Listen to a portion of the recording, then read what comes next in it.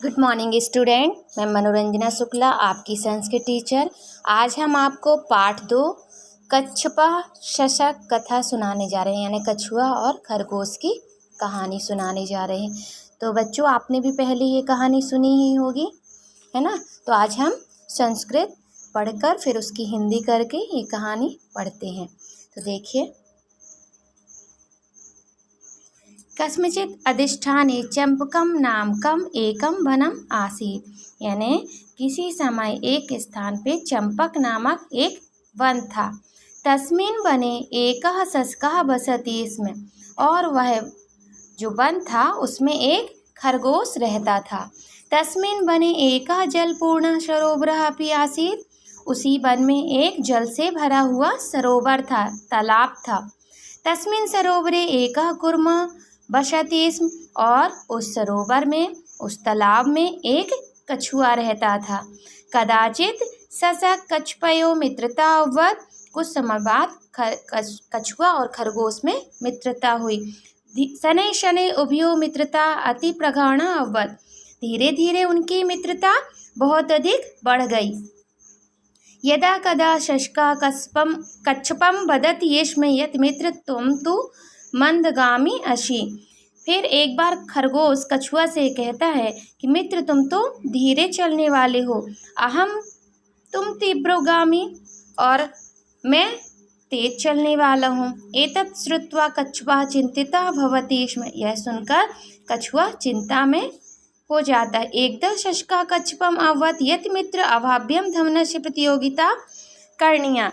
एक बार खरगोश कछुआ से कहता है कि मित्र, चलो हम दोनों दौड़ने की प्रतियोगिता करें। यह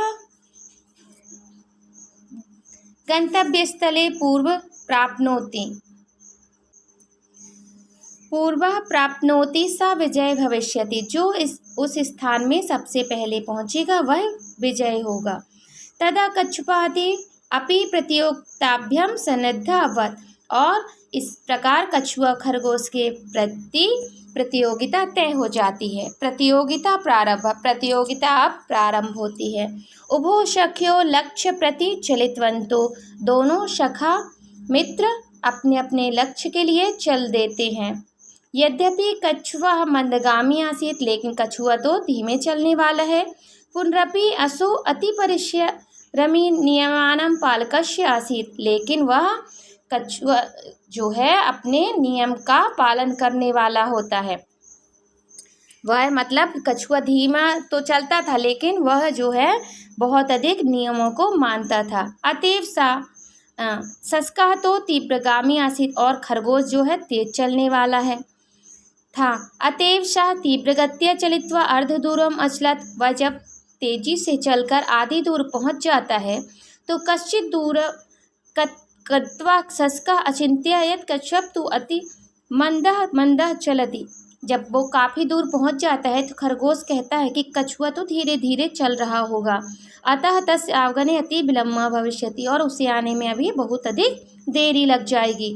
तावता अहम विश्राम कर, तब तक मैं यहाँ पे विश्राम कर लेता हूँ। एवं चिंतित्वा स वृक्षस्य छायाम असत्, और वह इसी चिंता से वृक्ष की छाया में सो जाता है। किंतु कच्छपः निरंतरः अचलत्, लेकिन खरगोश जो है तो धीरे धीरे निरंतर लगातार चलता रहा। मार्गम सुप्तम शशकः विलोक्य शापि तीव्रगति तीव्रम कुर्मं लक्ष्यं प्रति तीव्रतया अचलत्, और खरगोश को सोते हुए देखकर वह और भी जल्दी जल्दी तेजी से चलने लगा और अपने लक्ष्य की ओर पहुंचने लगा। दीर्घकालं विरम्य शशकः तीव्रगत्या लक्ष्यावत् गतवान् तु अपश्यत् यत् कछुआ तत्र पूर्वमेव स्थित अस्ति, और जब कुछ समय बाद जब खरगोश उठता है तो तेजी से लक्ष्य की ओर पहुंचता है तो देखता है कछुआ वहां से पहले ही पहुंच गया है। कछुआ तत्र दृष्ट्वा शशकः अति लज्जित अभवत्, और कछुआ को देखकर खरगोश बहुत ही अधिक लज्जित होता है। सत्यमेव उक्तमं यत्, सत्य ही कहा गया है। निरंतरम परिश्रमेण असमम अपि कार्य संभवति, यानी लगातार परिश्रम करने से कोई भी कार्य असंभव नहीं होता है। जिस प्रकार खरगोश से तेज चलने वाला था और कछुआ जो है धीमे चलने वाला, लेकिन लगातार प्रयास करने पर कछुआ जीत जाता है और खरगोश हार जाता है। तो बच्चों, हमें इस कहानी से यही शिक्षा मिलती है कि यदि हम लगातार कोई भी कार्य के लिए प्रयास करें तो हम उस कार्य में अवश्य सफल होंगे।